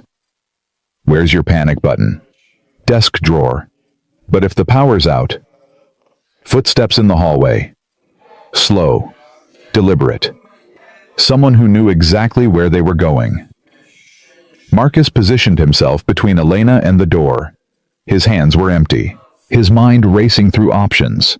He wasn't a fighter, wasn't trained for this, but he'd meant what he said about protecting her. "Elena," Derek's voice called from the darkness. Friendly, calm. "Are you still here?" The power went out. "I came to make sure you were okay." The performance was chilling in its normalcy. Marcus felt Elena tense against his back. "I'm fine, Derek," she called back, her voice steady despite everything. "Just finishing some work. The emergency lighting should kick in any moment." "Actually, it won't." Derek appeared in the doorway, backlit by exit signs in the hallway beyond. Marcus couldn't see his face clearly, but he could see the gun in Derek's hand, dark and deadly. "I made sure of that, had months to prepare, to understand every system in this building." Derek stepped into the office. "You made it easy, really, trusting me with so much access." "Derek, what are you doing?" Elena's voice carried just the right note of confusion, still playing her part. "What I should have done 2 years ago when they first approached me." Derek moved closer. "You were never supposed to run this company, Elena. Your father knew it. The board knew it. Everyone knew except you, so stubborn, so convinced you could prove everyone wrong." His voice turned bitter. "And you did, which made everything so much more complicated." "Who approached you?" Elena asked. Marcus heard the calculation in her voice. Keep him talking. Buy time for security to arrive. People who understand that innovation shouldn't be controlled by legacy and nepotism. People who could actually use Hart Technologies to change the industry instead of protecting market share and shareholder profits. Derek moved closer. Marcus shifted to maintain his position between them. "They offered me a real future. Chief Technology Officer of a combined entity that would dominate the market. All I had to do was remove the obstacle." "You mean kill me?" Elena said flatly. "Remove." Derek repeated the word like it tasted good. The stage light was supposed to be clean. Tragic accident. Company in mourning. Smooth transition to new leadership. His voice hardened. "But you had to have him." The gun gestured toward Marcus. Your watchdog, your maintenance hero, ruined everything. So now we do this the hard way. Security is already coming, Marcus said. His voice was steady despite his racing heart. Building's on lockdown. You won't make it out. I don't need to make it out. Derek's tone was almost conversational. I just need her dead. They'll extract me after. New identity, new life. But only if I finish the job. The gun rose, pointing directly at Elena. Marcus saw Derek's finger tighten on the trigger. He didn't think. Didn't calculate odds or consider consequences. He lunged sideways, slamming into Derek with all his weight, driving them both into the wall beside the door. The gun discharged, deafeningly loud in the enclosed space. The muzzle flash illuminated the office in stark white light. Marcus felt the bullet pass so close to his head the air pressure made his ear ring, but he was already moving, grabbing for Derek's wrist, trying to control the weapon. They crashed into furniture, struggled in near darkness. Derek was stronger than he looked, desperate enough to fight with everything he had. Run, Marcus shouted at Elena. Get out. But Elena didn't run. He caught a glimpse of her moving in his peripheral vision. Heard the crash of something heavy. Her desk lamp connected with Derek's skull. The CTO staggered, his grip on the gun loosening. Marcus wrenched it away, sending it skittering across the floor into darkness. Derek recovered faster than expected, drove an elbow into Marcus's ribs that forced the air from his lungs.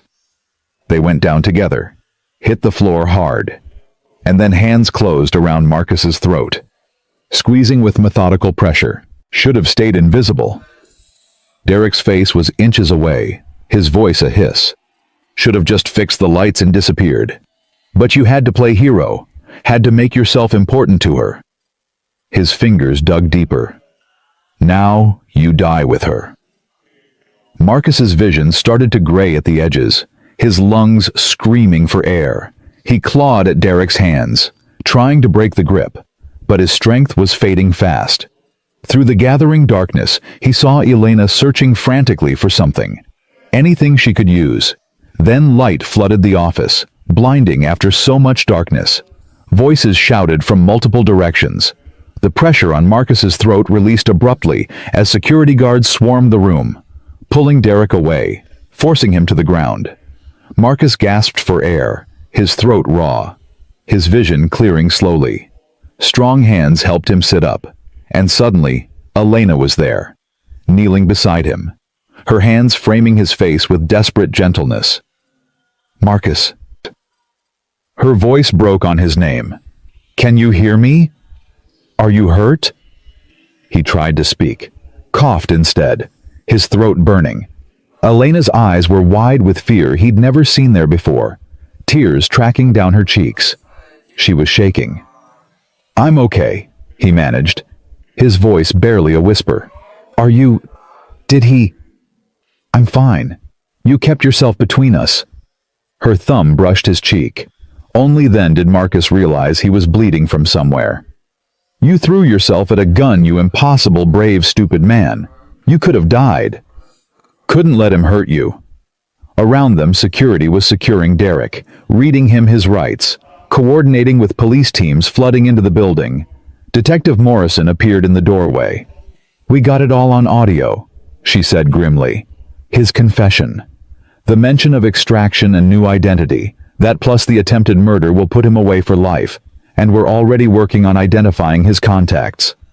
Good, Elena said, but her attention never left Marcus. Get him out of here. Get all of them out. Webb started to protest.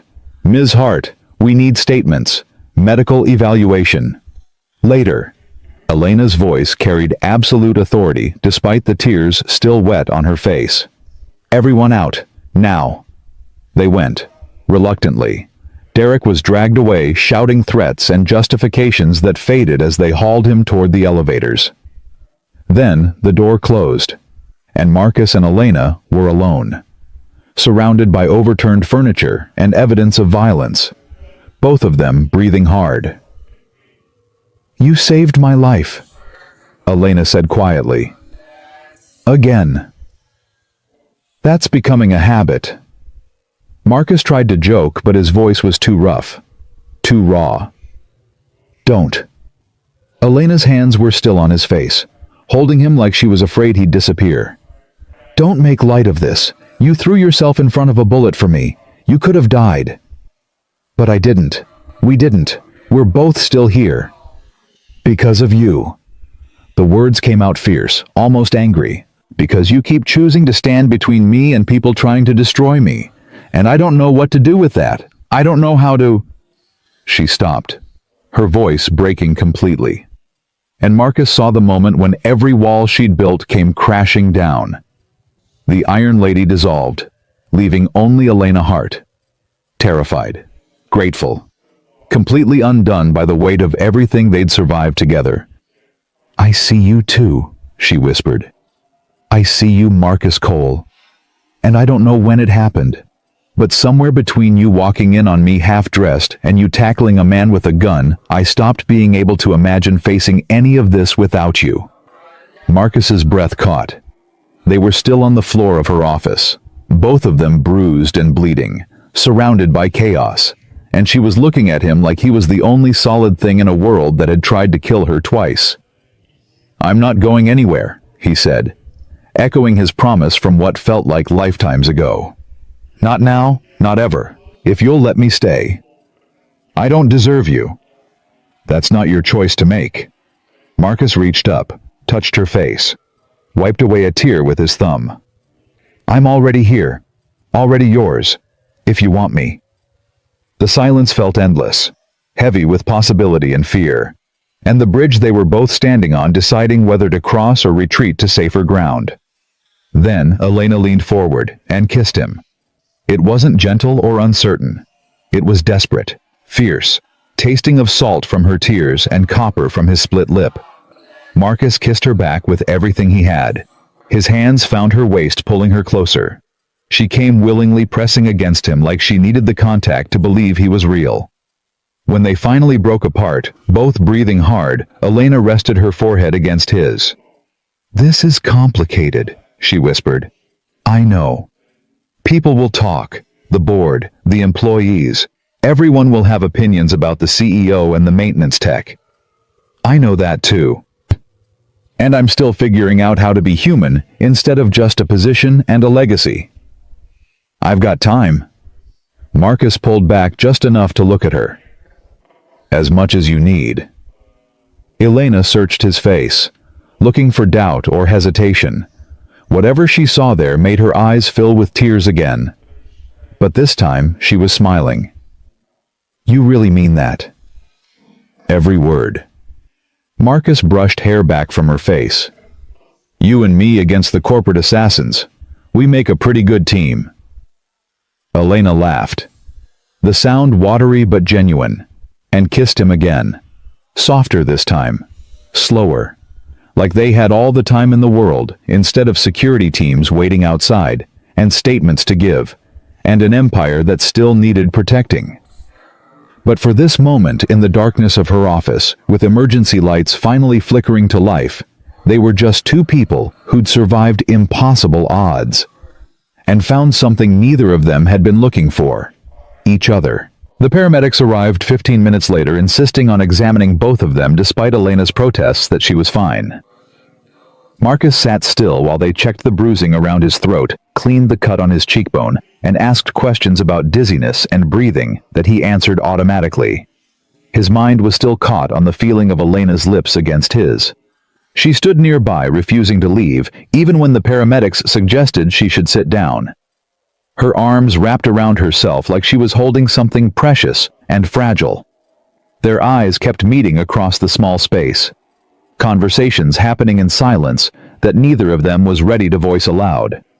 You're lucky, the paramedic said, shining a light in Marcus's eyes.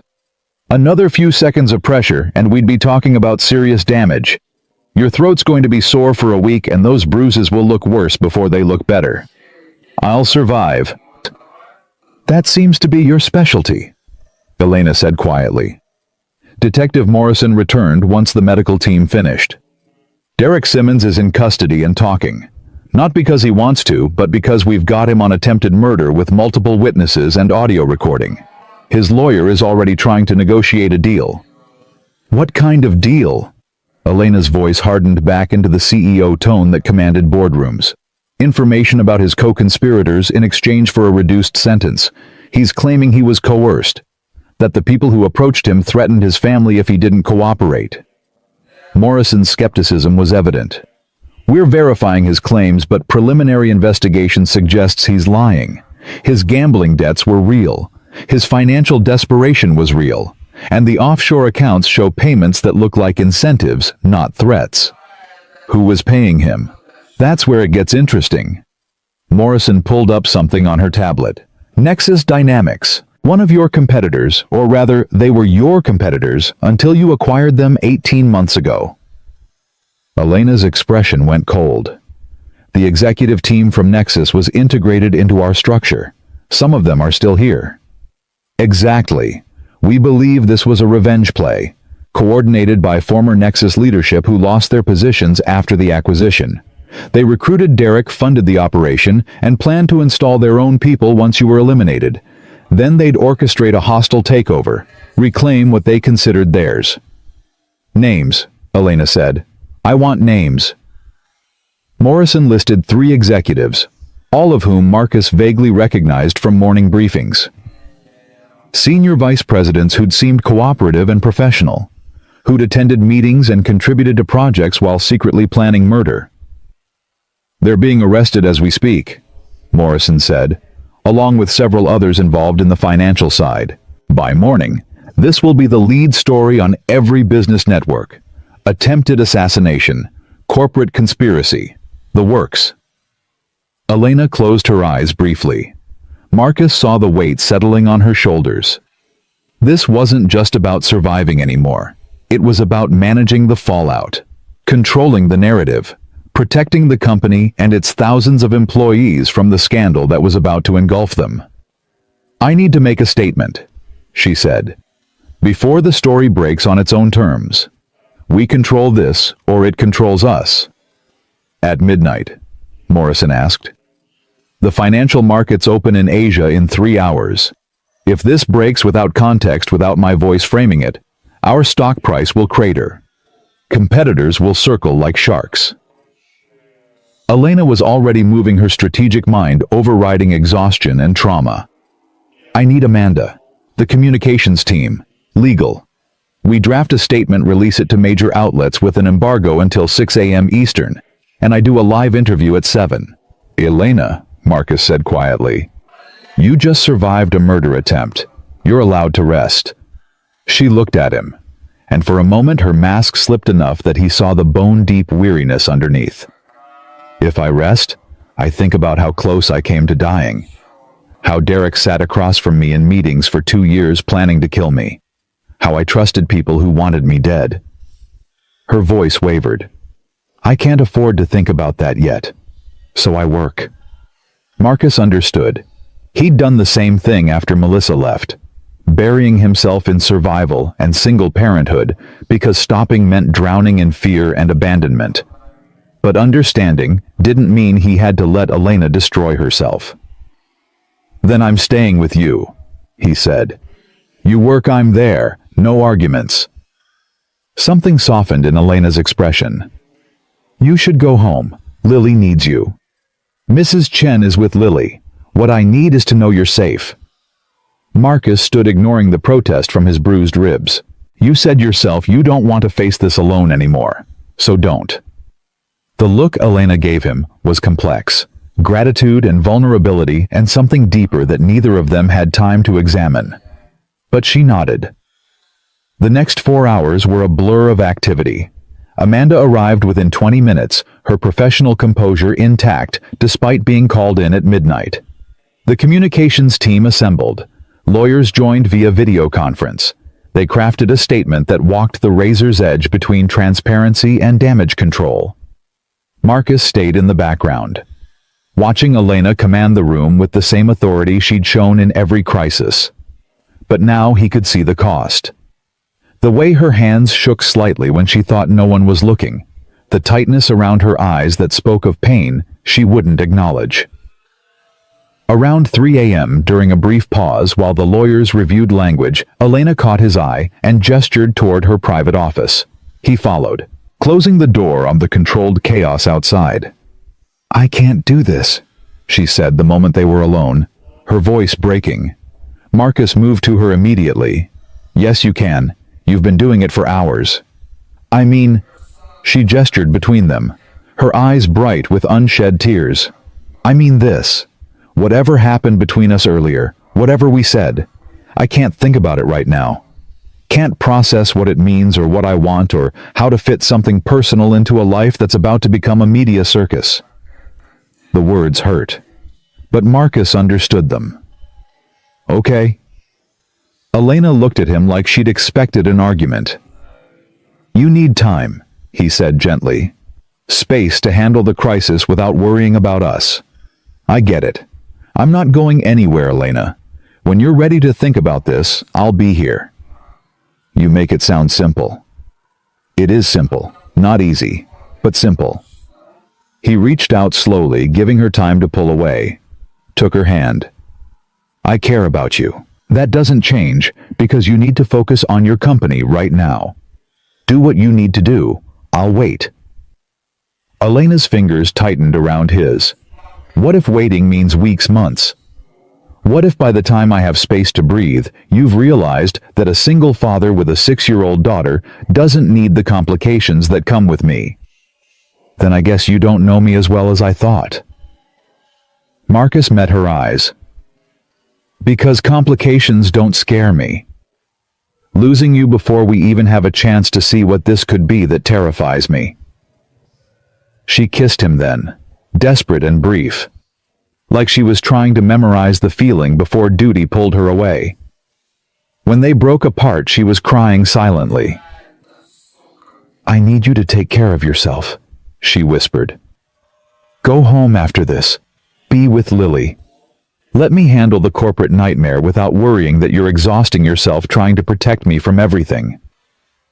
"Elena, please." Her voice broke completely. "Please, Marcus. I need to know you're safe and resting. That's how you help me right now." He wanted to argue, wanted to insist on staying, but he saw the genuine need in her eyes. She was trying to protect him the only way she knew how, by creating distance before the media storm destroyed everything in its path. "Okay," he said finally. "But we're not done. This conversation, us, we're not done." "We're not done," Elena agreed. She touched his bruised throat gently, her expression anguished. "I'm sorry he hurt you. I'd take 1,000 bruises if it meant keeping you alive." She made a sound that was half sob, half laugh. "That's exactly the kind of thing that makes this impossible to walk away from, even temporarily."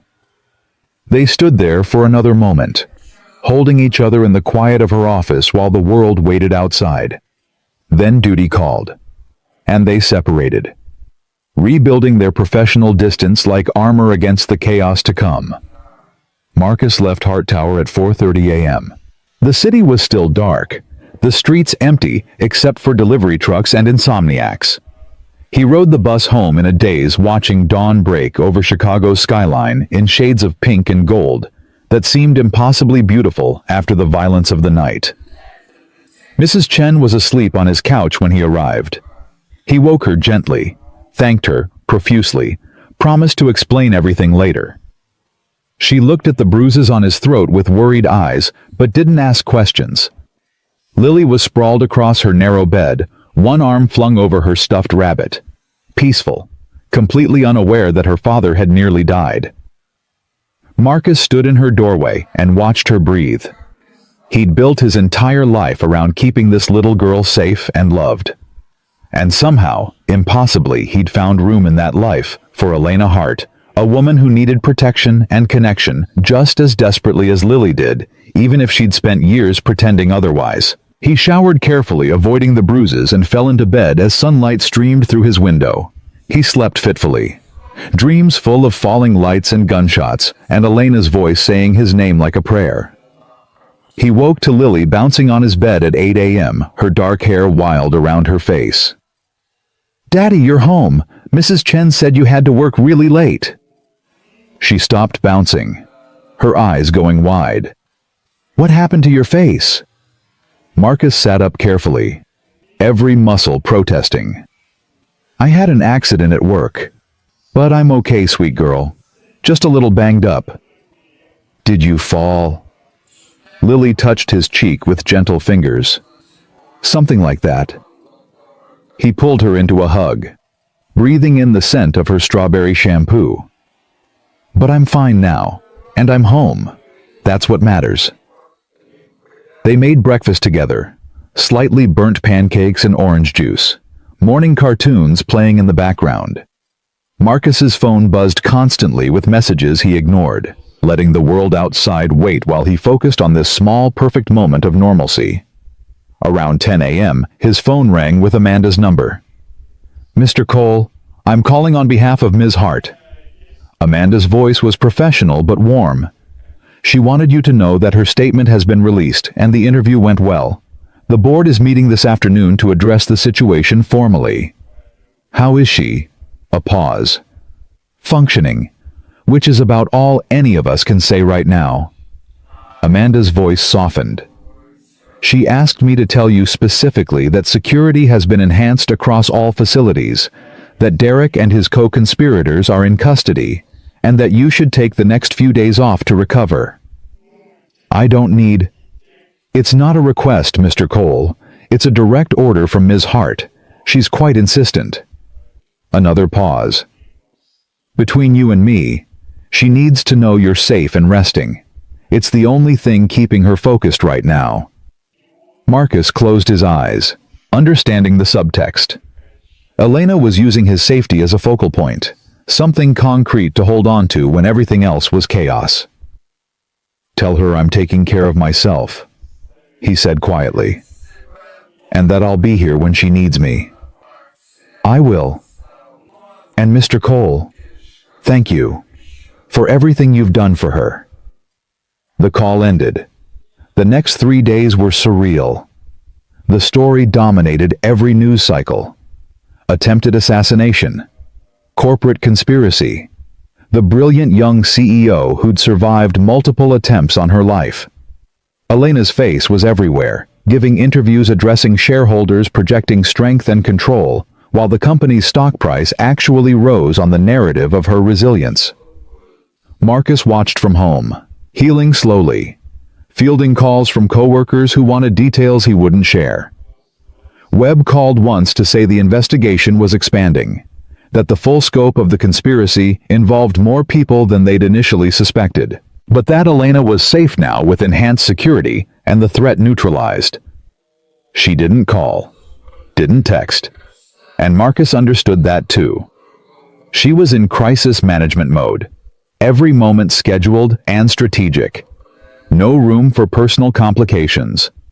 But understanding didn't stop him from checking his phone obsessively, hoping for some small sign that she was thinking about him.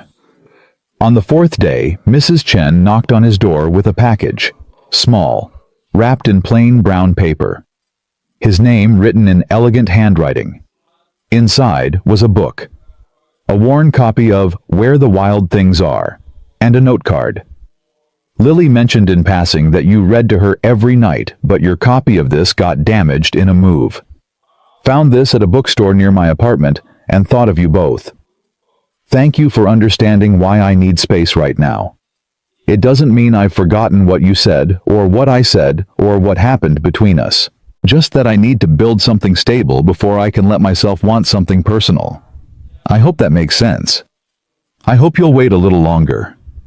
Marcus sat on his couch holding the book, reading the note 3 times. She'd remembered a throwaway comment about a children's book, had gone out of her way to replace it, was asking him to wait while she rebuilt her world.